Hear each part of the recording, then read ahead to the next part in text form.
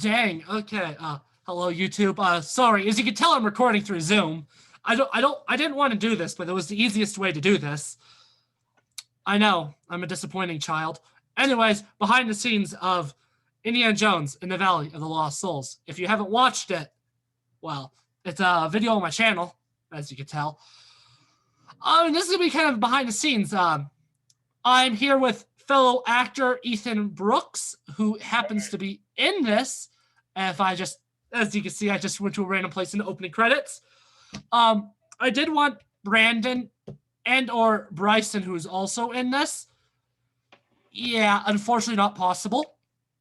So it'll just be us two. So I'm going to give kind of a little bit like how things happen, and we're going to read through the script.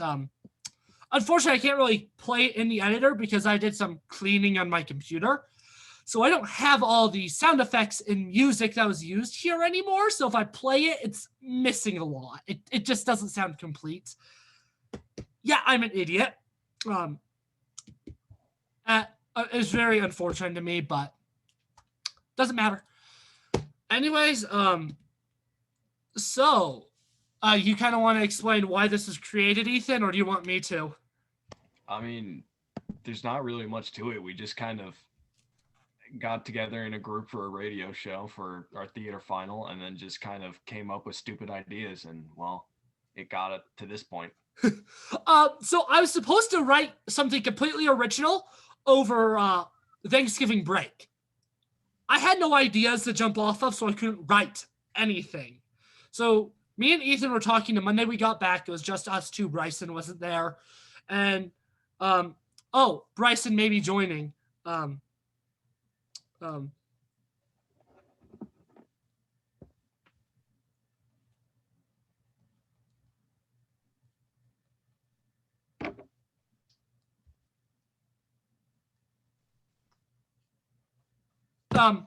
So I had nothing to write. So on Monday we were just like, what should we do? And of course we were just like, a parody of something would be fun. So then I got the idea of, why don't we parody Indiana Jones and the Raiders of the Lost Ark? In fact, if I go to history and go all the way back. Ooh, we're going all the way back. Not that far back. If I go back far enough, originally the name was Raiders of the Lost Radio Show, and that is not far enough back. Maybe this. Is this it? Okay, no, I can't go far enough back. Originally, I just started by putting the Raiders of the Lost Ark script in here, and originally it was just gonna be a parody, but then you're like, I was like, you know what? No. I wrote the first draft in about 2 hours. Still impressed. So obviously, we had about 3-4 days of minor revisements. Obviously, there are some areas that I definitely think could have had more work done. I definitely think there's weak parts and strong parts of the script, but the fact that it was essentially written in 2 hours, and I think it turned out really well, I just find it nice. Don't know if Bryson's gonna be joining us or not. Hopefully he decides to pop on. I was being very generous when I was. I made the opening credits really early on in the process. We hadn't filmed anything yet. We weren't even done revising it yet when I made the opening credits. As you can see, I did take the credit there on that one. But I mean, fellas helped with the story. I'm just the one who put it to paper. This is organized like an actual script. Obviously, as we read it, there's going to be no music because the music was all added in later when I was editing it, which, again, I only took 1 day to edit it. Anyways, Bryson's not here, so Ethan, I guess you'll be reading the lines of Marcus Brody. I'm trying to think if I have anything else to say. I don't think I do. Just in case I end up sharing stuff, I want to make sure I'm sharing sound. Anyways, Scene 1, interior. Indy's office, small Eastern college, day 7. All right. The year is 1935, November, day 7. The world is a ticking time bomb as the World War approaches on the African front against the country of Ethiopia, and the world sits in silence. We first find ourselves in the office of Dr. Henry Jones at a small Eastern college where his good friend Marcus Brody arrives a month earlier than expected. I love how you just skipped an entire line. I did? No, I Yeah, no. you skipped Italy had recently started a war. Oh, my Anyways, bad. Marcus Brody, the curator of the National Museum in Washington, D.C. Brody marks on the door to Indy's office. Marcus was played by Bryson, but since he's not here, I guess you'll just read the lines. Sound effect, knock. Marcus, what brings you here? I thought you weren't able to leave the museum till December. The plans changed. I don't have much information to go on, but I do have some. What are you talking about? What's wrong? I received word from an unspecified source of the possibility of a dangerous artifact of old being found in Australia. By the sounds of it, lots of people are already searching for it. As you can tell, it just seems empty without the music. The music really adds, and that's something I very much learned while editing it is music sets the tone. Easier. Because there's a good tone shift during that line as the music changes, but the tone shift wasn't there without the music, which leaves it kind of feeling a little empty. Easier. Anyways, what kind of people? The bad people. The fascists. Germans? No, don't worry. It's not the Germans. The Italians are leading this expedition. Shouldn't the Italians be more concerned about their bogus war in Ethiopia? Bogus war that they're losing. That's why they're after whatever this is. Their dictator, Benito Mussolini, probably doesn't want to disappoint his northern ally. So, as you can tell, this first scene was pretty serious. It had a very serious tone to it. But this is a final for a theater class. Serious is boring. So we get to scene 2. The Italian camp, day 10. November, day 10, Italian camp. I'll read this line. So originally it was intended to be like just as crazy as Benito, but Bryson did reel it back to give differentiation between all the Italians, which frankly I think was a good idea. But anyways, I'm not gonna do that. My son Benito, are you winning at something at all yet? Spaghetti. So This line was written like first. It was the first thing written. Ethan was clearly about to mention it. Yeah, no, I told you to just go ahead and put "Are you winning yet?" at all, and you just put it in. We made this a joke. We made this before spring break. I mean, before Thanksgiving break, even. This is the one piece of material I had going into writing this was that one line. And then when you had Benito Mussolini come into it, we just immediately started laughing and just said, you know what, why don't we just make his voice not serious at all? Yeah. I took the voice that I went for, which is very, I guess you could say, you'd get angry with me if you were Italian. Yes. Leave me, father. Not only am I losing to savages and disappointing my best friend, angry racist German bushy mustache man, but now I can't even find the artifact here in Australia that shouldn't belong to me. Ethan, didn't you bet me to put that part in? Oh, yeah, no, I told you we should put something like that in, and you're just like, bet. 100% joking. I just put it in. Yeah, I was joking, and then you just said it right in, and it was great. Originally, that was not there. Again, not serious at all. So Edwards, obviously he's the Australian character. Bryson voiced him, and what was it he said? Before every single line.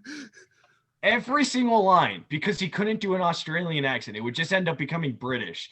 He would always like mute himself and just say, "That's not a knife. This is a knife. That's not a knife. This is a knife." That's why sometimes in the final product, there's a little bit of a pause before his lines because he's saying, "Well, that's not a knife. This is a knife." He did it every time, and it was great. And originally at the end during the one-man show, I was going to say it as well. But when I wrote that part of it, I couldn't remember what he was saying, so I didn't. Yeah, that's fair. Anyways, that's not a knife. This is a knife. If I may interrupt you. Australian man, has your government elected to help me, the future ruler of humanity, find the artifact, or will they suffer the wrath of us Italians and their good friends, the Germans? That's not a knife. This is a knife. We have elected to remove all your troops from Australia. Get lost or get shot, buckaroo. That is not an Australian accent, which is why I did not play this role. All right. This is the hardest character, I think. I mean, I shouldn't be speaking for you, but I imagine this is the hardest character for you to make it sound different from Benito. It was definitely the hardest one. And I tried to make him sound different by making him quieter and kind of more softer, but it ended up just sounding like a different accent altogether. The problem with that is I think you made a valiant attempt, but we only decided to do that literally as we were recording the scene. Yeah, I wasn't even so you able didn't to get practice. Yeah, I didn't even get to practice like I did Benito. Yeah. Don't get me wrong, it's fine, and I'm all right with the accent I went for. I think it turned out fine. At times it's a little hard to tell. It just sounds a little bit more like a different accent, which I could have done a little better. But very soon we're approaching a line that was cut out though, so I'll let you continue on here. All right. Well, you must understand, sir. We have been asked to leave, so I would pick up the stuff. No! I love Benito's lines here. I just love them. Yesterday, one of our European sections intercepted a Nazi message from Moscow to Berlin. All we know is that the Russians are making fun of us, sir. Or, more accurately, you. Do you wish to die? Best line in the entire thing. But originally, another joke that we talked about and added was originally right after that, the Italian officer was going to say no, but in Italian. But unfortunately, I didn't feel like we conveyed the joke. But so the joke is, no is the same in English as it is in Italian. So it was supposed to be a language joke. Yeah. But I just didn't think it was clear. It seemed unnecessary. And it also happened to be read in Benito's voice and not the officer's voice, which made it even more confusing as to why was that line there. So I cut it. I just figured I might as well make it sound like Benito when he yells. But in Italian. Yeah. Obviously, that was how we rehearsed it because originally both characters sounded the same. Yeah. What I was trying to do was have the Italian officer kind of sound more Italian, I guess, so to speak, by making him sound more like Benito. Yeah. Then of course there's this line, which is another one of my favorites. And then we stay put. Yeah, which I kind of went more off than I should have, and I. No, you honestly, I would have loved to seen it bigger, to be honest, especially on the You Wish to Die. Hilarious. I personally loved it, and I think with the music, it all just blended together really nicely. Oh yeah. All right, here we go. No, then we stay put. Okay, that peaked your microphone. 3, exterior front door, Indy's hotel room, night 11. This kind of reels it back. This is a little bit more serious again. A lot of the scenes with Indy are very serious as opposed to the ones with Benito that are just like over the top nonsense. Oh yeah. So I'm so glad I got to play Benito. That was the funnest role in this entire thing. Oh yes, it was. As I was writing it, I was like, Benito. Now that is one fun role. Have Indy may technically have the most lines as an individual role, but I missed out on the playing multiple roles because since Indy was a bigger role, I didn't give myself other roles. Yeah. And I definitely do think the fun part of this, at least for you and Bryson, was jumping. I think if I were you, I think my favorite part would be your dialogue between Benito and the Italian officers. You're just talking to yourself. When I was writing that, I was like, I have to make Italian officer Ethan so that he could be talking to himself. This would be so much fun. I'm surprised that I did that so well, though. Yeah, it's such a fun moment. I mean, I've obviously read this entire script by myself multiple times, just because. Is it Shakespeare? No, but I'm still proud of it. Yeah. So I've read it multiple times. And as I listen to it, I quote the lines. I just found it so much fun. The announcer lines, I think you had a really good voice for them. Speaking of announcer lines, Oh yeah, right. November, night 11, outside of Dr. Henry Jones's hotel room in Australia. An old schoolmate will meet Henry for the first time since the Great Depression.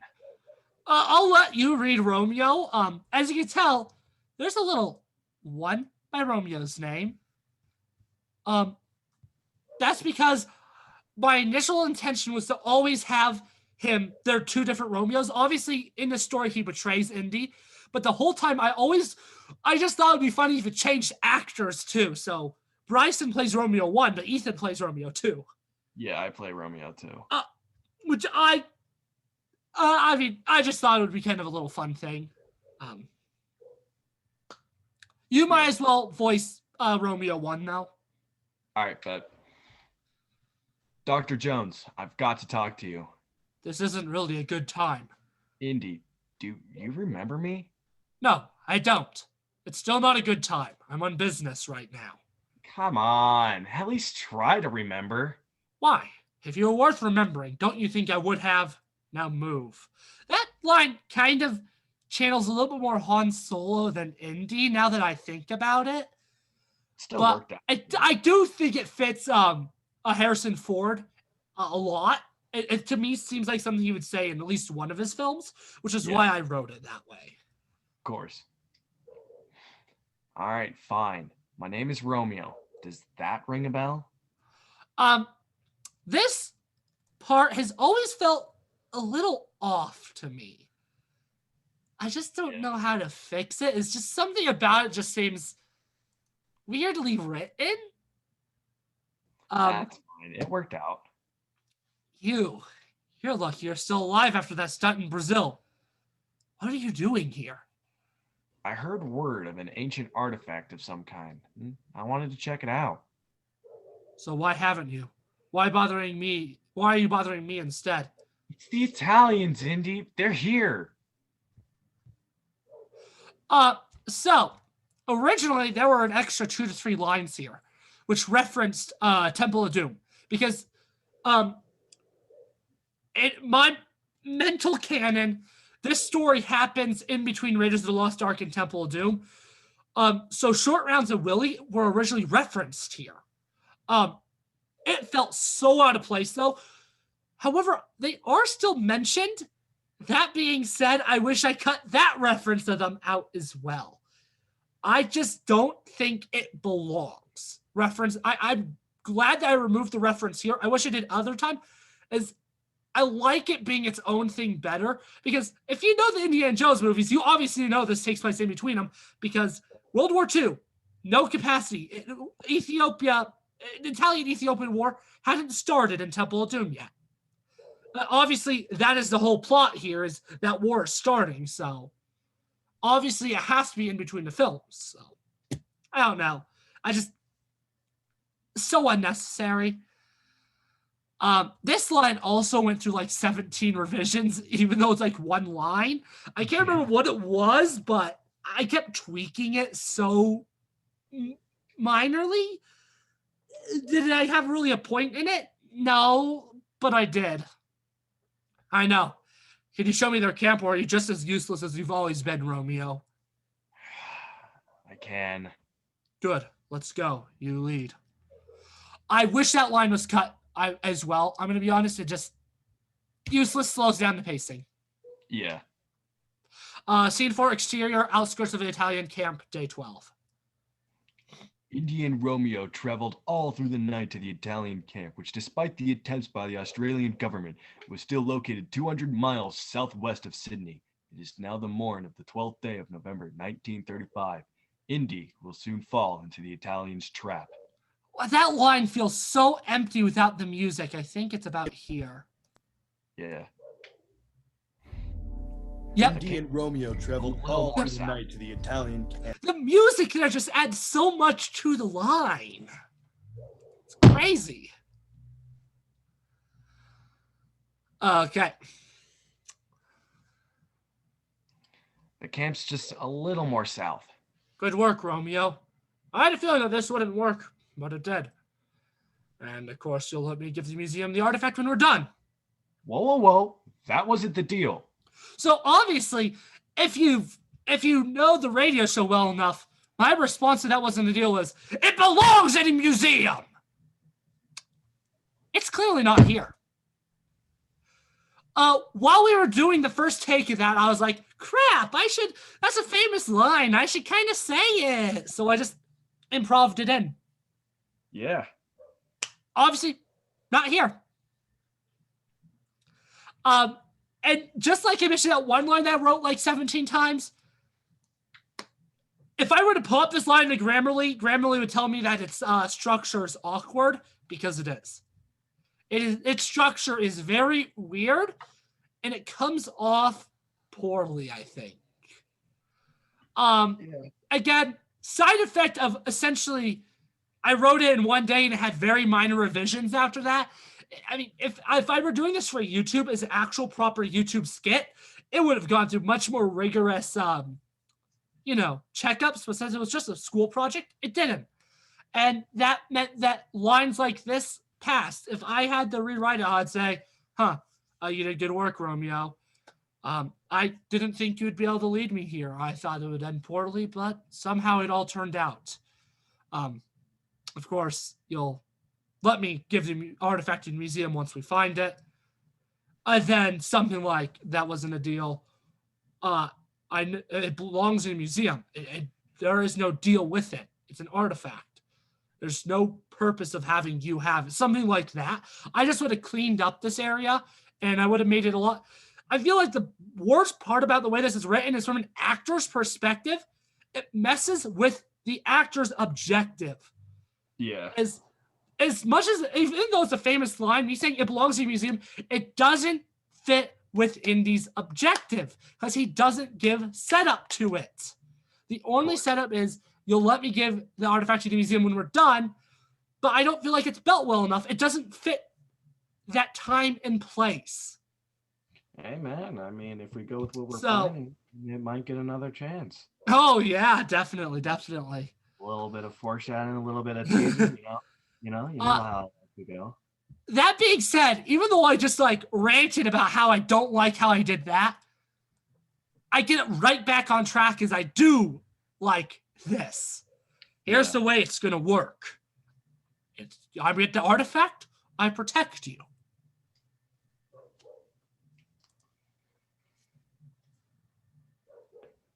Not so fast, American! Americans! Actually, old bud, you made the right choice to forget about me. Not the man you really think I am. You see, if you've read any of my writing, you know I'm not a subtle writer. That one moment right there is actually the writing moment I'm the most proud of because it's very subtle. It's very subtle that he, right there just says American. Benito knows that Romeo's Italian. The audience doesn't. That is the first major sign that, oh crap, Romeo's a traitor. If this was paced like an actual film, Romeo's betrayal wouldn't happen for another half hour. But Benito would still say that. He would still only say American is foreshadowing. That's just a little moment I'm proud of. It's nothing much. It's so minor, but it's just a little minor thing that I'm happy about. And of course, this little place right here, breaking the fourth wall, because I tend to do that a lot. Oh, please, Romeo. You aren't going to turn on me like every cliche, are you? We live in a very cliche world, Dr. Jones. Either that or this is being written by an incompetent crap writer who just needs to wrap up the story before it gets too long. You want to tell the story of the read-through of Bryson's reaction to that line? Oh, wasn't it? I know we didn't tell him about that. Oh, so what happened is we were doing a read-through. Ethan read that line, and then Bryson was like, just waiting there for his cue. Then all of a sudden, he just looks at it and is like, wait, that's an actual line? He thought Ethan was just improvising about calling me a crap writer. Yep. Nope. Am I a crap writer? That's up for you to decide. Obviously, did I write this with super high Shakespearean quality in mind? No. So I think it works.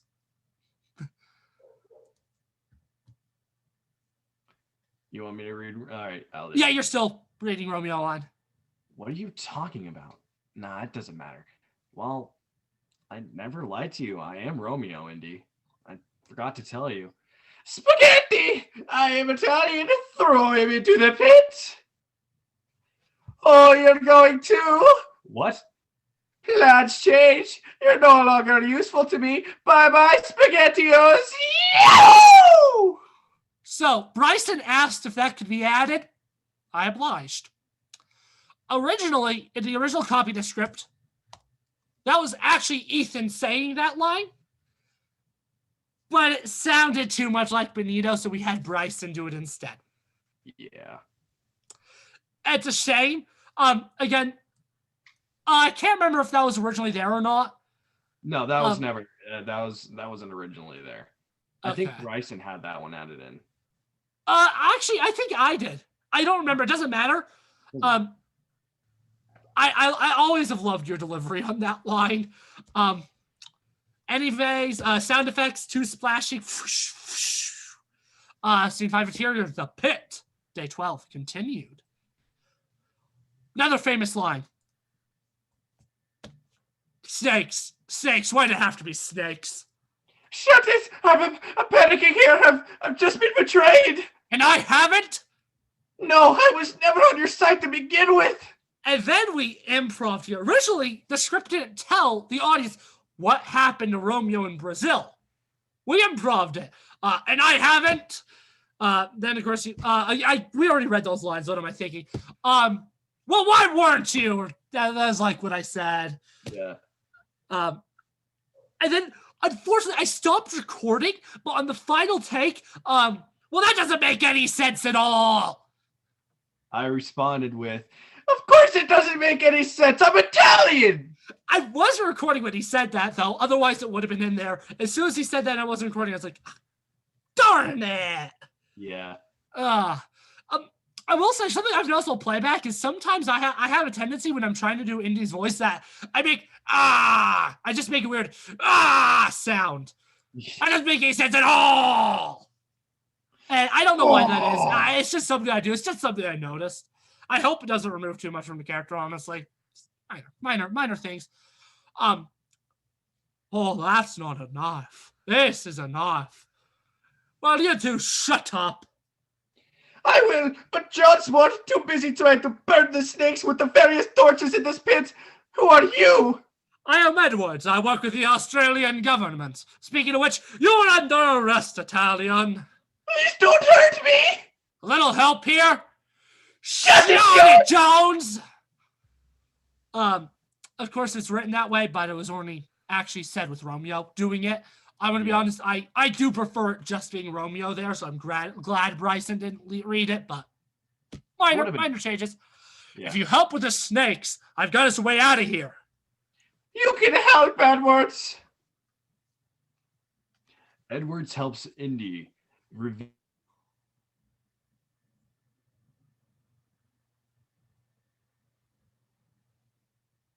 If you're talking, I can't hear you.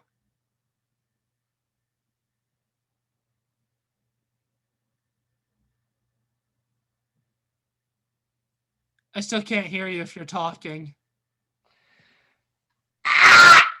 Okay, I heard that. Okay, do you want me to redo the announcer thing then? Let's just pretend you read it. It was funnily enough, let's be honest. I made an inside joke when I was writing this. During class, Ethan had a tendency to have his internet die on us. Yeah. I don't know why. I incorporated that. Hold on, maybe it's my phone that's being right next to it that's messing it up. I incorporated his... What was that? I chucked my phone, I hit my fan and hit the window. So obviously I incorporated Ethan's internet dying into this. And the great thing is, since you couldn't see the Zoom window, he didn't have to leave, so the audience wouldn't even know that he's gone until we're like, where is he? My phone's okay. A long tunnel, eh? I've seen longer. Lots of lots of bugs too, huh? Of course, I also didn't draw attention to the scene title of "But It's Nighttime." I've seen more and worse. You've done a lot, haven't you? What did you do earlier this year? I'm going to be completely honest. That's how I wish it was. I think these lines waste time. They don't fit in. Let's be real, though. You just wanted to have them in there so you can make a reference. Yep. Nope. They only exist to serve a point of being, oh, look. Do you remember Temple of Doom? Do you remember? Look, Mom, I made a reference. Look, Mom, I made a reference. Look at me now, Mom. I made a reference to a past movie. Oh my God, I'm so smart and special. Oh. Then, of course, there's also this little lines. Watch out! A stalagmite almost crushed your head in. Something feels off about this cave. The only reason I removed that line was because I couldn't get sound effects for the stalactites falling. That is actually the only reason it got cut. But holy crap, I am so glad I cut it. Again, this scene was obviously so rushed. Oh, yeah. But it kind of fits in with based on what's about to happen. I almost don't mind it. Does it make sense? It's one of those things where it works, but it doesn't, you know? Yeah, it works for this, but if this was an actual script, it would be horrible. Oh, yeah. So obviously what's being built up to is, if you know the Indiana Jones films, Ethan here doesn't, he hasn't watched them. But Why if you know them... call me out like that? Obviously you know the films, though. Each film has a scene where insect or rodent or something. It's obviously like you have the bug scene in Temple of Doom with all those bugs. You have the rats in Last Crusade. You have the human-eating ants in Kingdom of the Crystal Skull. I wanted to follow that trend of having something. So I made it bats. I thought it fit. They're in a cave. Swarm of bats. So obviously this entire scene, if I go into here, there's a lot of sound effects. Obviously, they kind of don't exist anymore because they've been deleted off my computer. Long tunnel, eh? But I mean, you would hear the weep, weep, weep. And then, of course, once you get to there, you get the sound effect. I wish we had those sound effects that you just made instead.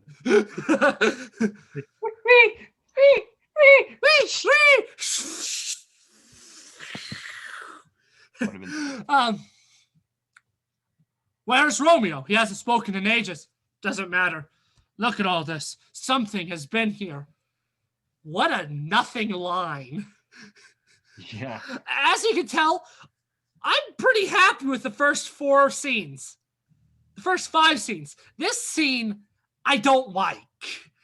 I really don't like. I mean, it's obvious. I don't like it. Indy, we've got trouble. What? So can Indy just not hear the bats? Oh no, what? Bats? They're just bats. That's a lot of bats. Ron, Romeo, we need your torch. And of course, as I said these lines in repetition, I made each of them sound less and less like Indy and more like me. So I said, Romeo, we need your torch. Knock it off. Oh, knock it off, Alex. Ethan isn't here anymore. Romeo, where art thou, Romeo? His internet must have died. Well, that sucks. I was really excited to see how this ended. You wrote it! I forgot how it ended. So you're saying we can't even tell everyone how it ended? So, this line, actually, it was technically kind of a reference. So, I'm going to sound like a mega nerd in a second. So, there's this Doctor Who episode called Blink. This is the first Weeping Angels episode. And one of the major plot points is the doctor knows what to say in the videotape. How does he get that? One of the people in the present time is writing down what he says in the present, and then they hand that to the doctor. So that's where I got this idea of replacing the actualizers with being said. I got it from there. Nice. Then, of course, I mean, we all know that's true. We all know I'm an idiot. And of course, an idiot with editing rights. I mean, look at me. I'm...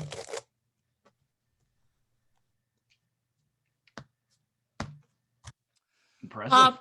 Originally, the ending of the show was, well, that leaves just me. And that's just where it ended. Then me and Ethan, Bryson wasn't here on that day again.